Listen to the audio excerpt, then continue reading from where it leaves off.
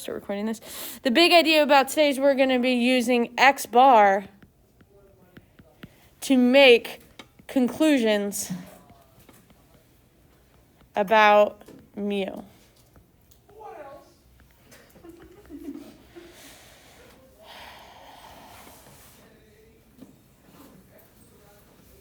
Anybody feel like yelling at Mr. Richards besides me? You can do it, but I won't. Fair enough. All right. So,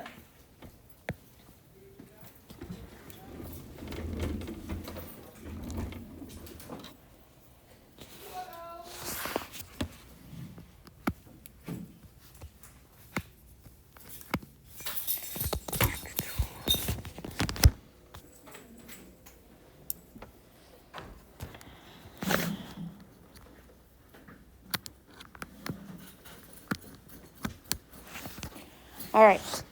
So, first things first. Before we did anything last unit with making those actual estimates or making those actual conclusions, we started by looking at what does it look like if we take a bunch of different samples and take their mean. Okay, so what we have here is a histogram with a bunch of points on it, right? So let's say I so we're going to say that this is my population, okay? And if I were to ask you the mean of this population, what would you say it is? If you had to guess at what it is, what would you say? And in fact, because this is a perfectly symmetric distribution that Ms. Meister created on, intentionally created this way, the mean of this is in fact 3.5. Okay?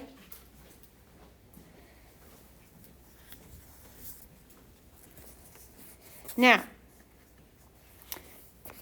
let's pretend for just a second that I took a sample of exactly 2 points out of this population. So I'm going to grab 2 things.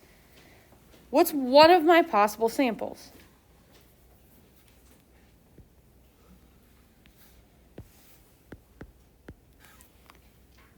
Give me one possible sample we could grab.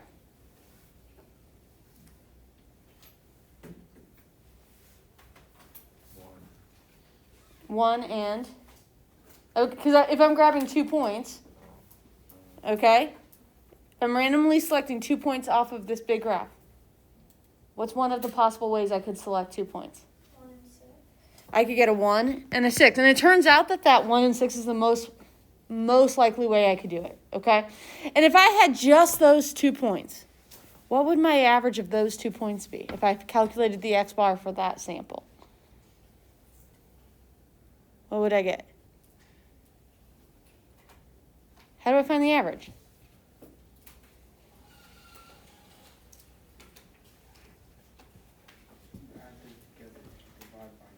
So 1 plus 6 is 7. What's half of 7, y'all? 3.5. So here's 3.5. And so my first mean would be an x-bar right here. Okay? Now, I'm going to put those 2 numbers back. And I'm going to select another sample. Is that 3.5 in the middle? Yeah. I see that. If I select another sample, what's another possible sample I could grab off of this graph? 1 and 2. I could technically get 1 and 2. And if I have 1 and 2, what's the average of 1 and 2? 1.5. So I could get that sample. And then I select another sample. What's another possible sample I could get? Logic and problem solving skills.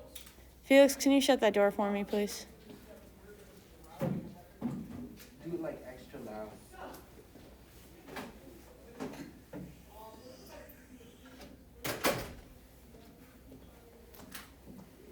All right. What's another sample we could get? Could I get 1 and 1? Could I get 2 1s? What else?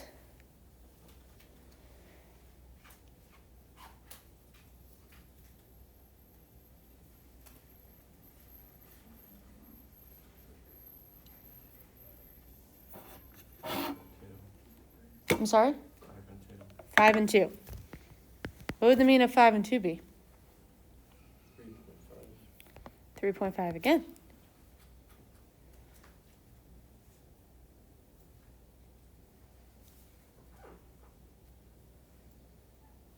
What else we got?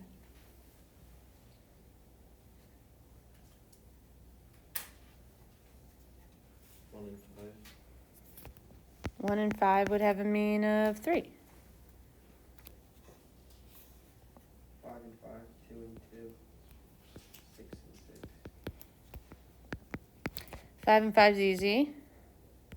6 and 6. 5 and 6. All right. Now, which of these means is the most likely? Because I think we've exhausted all of them. Here, maybe 4, 2 and 6. Give me 4. That's all of them. Which of the ones is the most likely? 3.5. I'm going to get 3.5 most of the time because there's lots of ways I can get there. Ones and 6s, I have the most of those, and 2s and 5s. Okay? So there's multiple ways to get to a mean of 3.5. Okay? Then after that, the next two most likely are the 6 and the 1, right? So, like, if I'm going through and I'm building all these possible samples, okay? All of a sudden, do you guys see that this graph is not the same as this graph? Which of these two graphs has a larger standard deviation? The original population graph? Or this one? The distribution of the x-bars.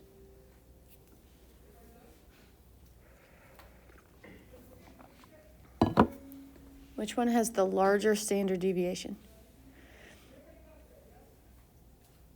The original one? Why? Because more of the, more of the X bars are towards the left and right. Okay, so sort of, except for these aren't x-bars. These are individual values. Okay? But, like, remember, standard deviation is the average distance from the mean. Do we have any, and our mean was right here at 3.5. Do we have any points right on the mean for that first graph? What about for the second graph? You with me? So for these ones, on this graph, the distance this point is from the mean is 0. So here I'm averaging in zeros and really small numbers. Like this one's not very far from the mean. Here, every single number is far away from the mean. Okay? All right. How do you think this would change if I took samples of size 3 instead of size 2?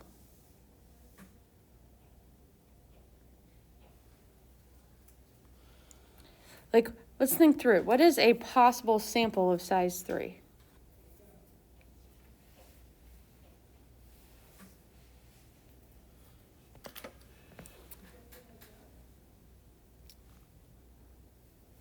How about 1, 6, and 1? Is that a possible sample? If I ask you guys what is the average between 1, 6, and 1?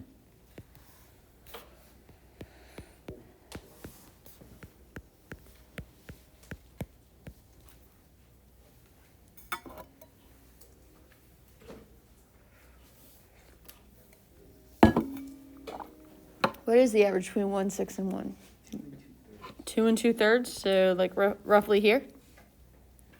Okay? And then I do another one.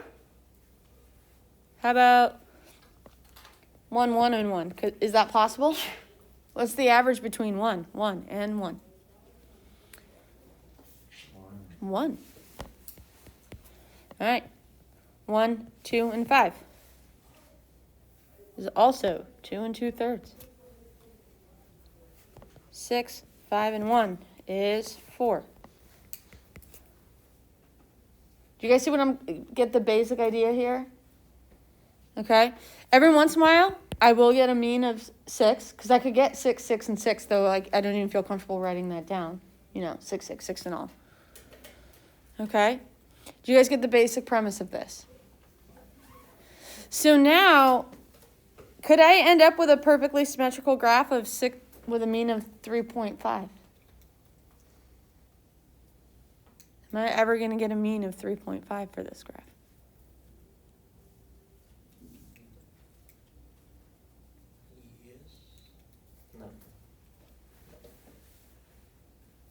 We can't, because that would require, in order for the mean to equal 3.5, that would mean that the sum was equal to 10.5. And I can't get since they're all whole numbers, I'm not going to get a sum of 10.5. But for every point I get here, I'm going to get another one here. And likewise here. And so they're going to, most of them are going to stack up right around here. Okay? And what's going to happen is I'm way more likely to get a sample somewhere in the middle than I am somewhere on the outside. Okay? And in fact, between these graphs, you're going to find that this one has an even smaller standard deviation. Okay? And in fact, the larger my sample size, the smaller and smaller and smaller that standard deviation is going to get. Okay? Now, what if my sample size was 10? Obviously, we're not going to do a whole bunch of samples of size 10. Do you think the graph would start to look closer and closer and closer to normal as we start taking larger and larger samples? And in fact, could an x bar equal 6? If I took a sample size of 10, could it equal 6? Technically, there's 36s. So could I get a sample where all 10 of the numbers are 6? Could I do it? Yeah, but you guys tell me, do you feel like we're going to get a sample that's all 6s? Now, are we going to get a sample that's all 1s?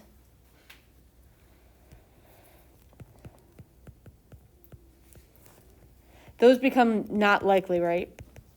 Okay, so and in fact, most of the time, our sample is going to start matching what the population looks like. Okay? If I asked you guys, what is a sample of size 10 going to look like? The sample itself, do you think it's going to have about the same amount of 1s and 6s in it? About? Pretty darn close? All right.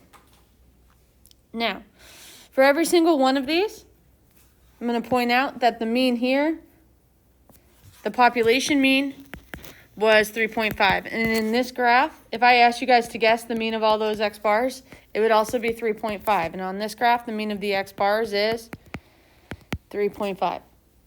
Okay?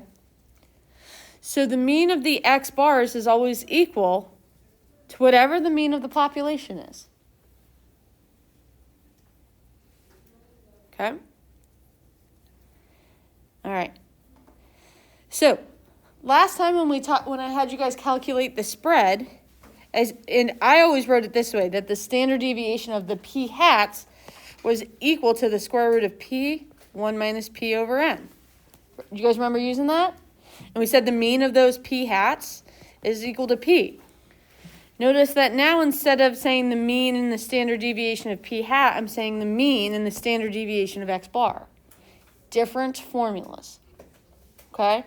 In fact, if you were to ask me what is the cardinal, there's 2 cardinal differences between the previous 2 units and this unit. One of those cardinal differences is that we use different formulas because we're talking about a different statistic estimating a different parameter. Okay?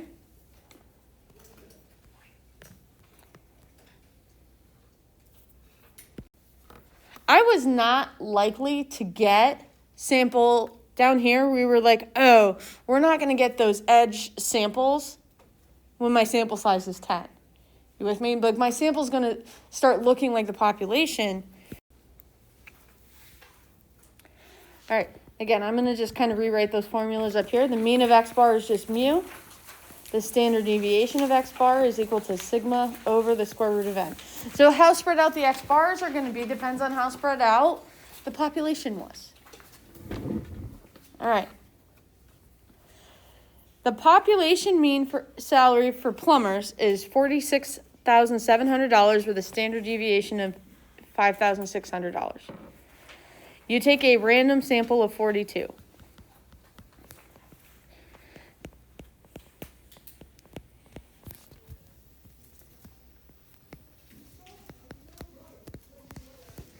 Now, that mu and that sigma, when we start dealing with means, it's really easy to say the wrong words, okay? These describe individuals, like every single individual plumber,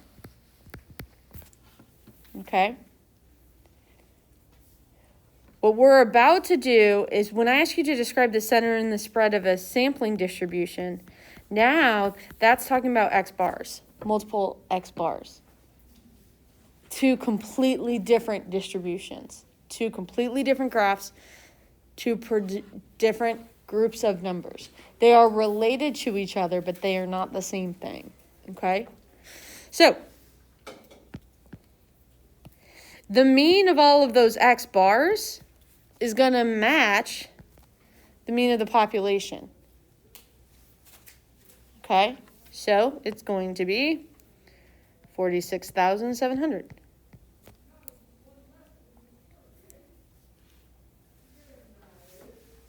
All right, the standard deviation of those X bars is going to it's not going to be that 5,600 because that's the individuals, right? And the samples are not going to, the means, just like over here, guys. So it's not going to be 5,600. It's going to be smaller because I'm taking a sample and measuring the mean of that sample. Okay? So when it's the means, I use the smaller value. And Abby, I just happened to see you on your calculator. Can you help me out? 864.1. And this is is it 0.1 even? It's 0.098, I just rounded. But because it's mine, I'm going to call that 0.10. Okay? Does everybody get the basic premise here? We're just continually using the same formulas to do center and spread. We haven't talked about shape yet. Okay?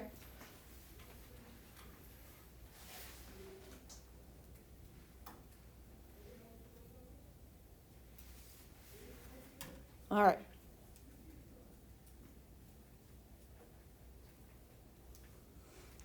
All right, let's look at this one. The mean height of all women in the United States is normally distributed with a mean of 64.1 inches and a standard deviation of 2.71 inches. All right.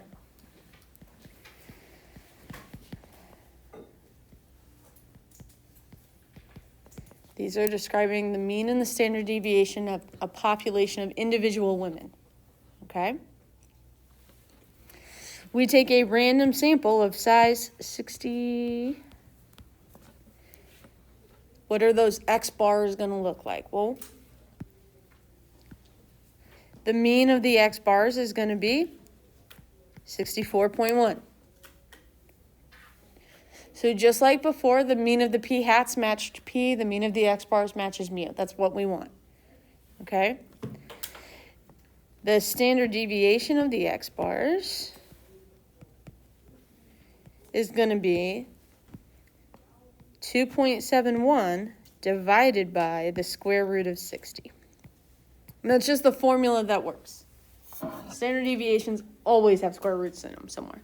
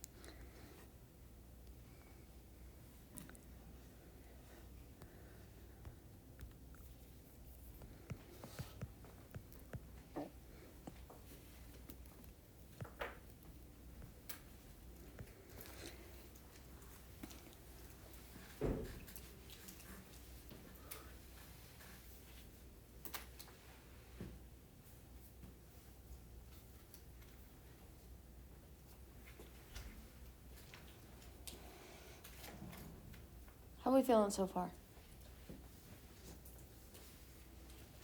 All right, now,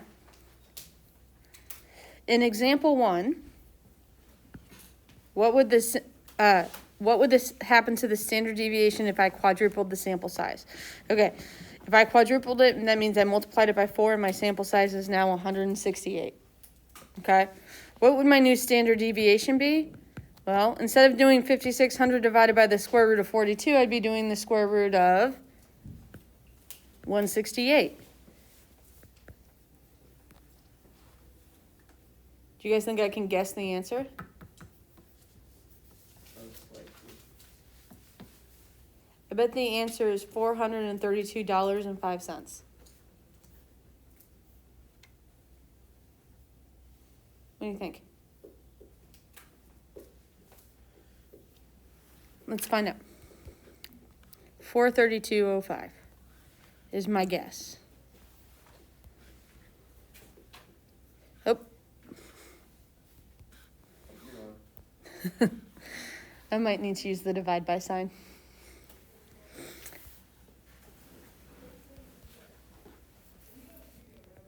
$432.05. Does anybody want to guess how I got that answer? Because, guys, I didn't actually do the square root in my head or anything. You just started adding before. There's a relationship. What is it? That's the spread. Look at this. What is the relationship between this number and this number? It's half. So when I multiplied by 4, I divided by the square root of 4, basically, is what happens. Okay? Because when you think about it, that 4 is underneath this. Like, I multiplied by 4, a number that's underneath the square root sign. Okay? Is anybody shocked to see that the larger sample had a smaller standard deviation? That should be pretty well ingrained in us now. That the larger our sample is, the closer those estimates are to the real value. The lower spread out. Okay? All right, so same idea. In example 2, we had a sample size of 60. If I multiplied that by 9 to get so I was using a larger sample size, we get 540. So I'd be doing that 2.71 divided by, instead of square root of 60, I'm going to do the square root of 540. Okay?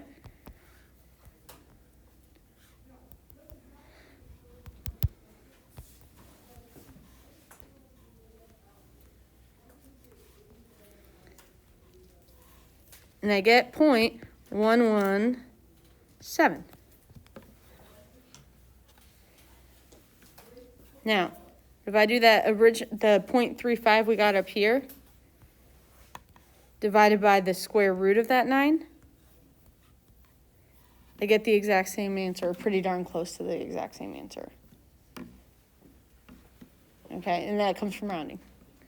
So basic idea, if I take n times some number, which I'm going to call f for some factor, okay? Then my standard deviation will be divided by the square root of that factor. Yep. About 11.7. It was 0.35, not 35. What do you, oh, okay. You good? I know what I did.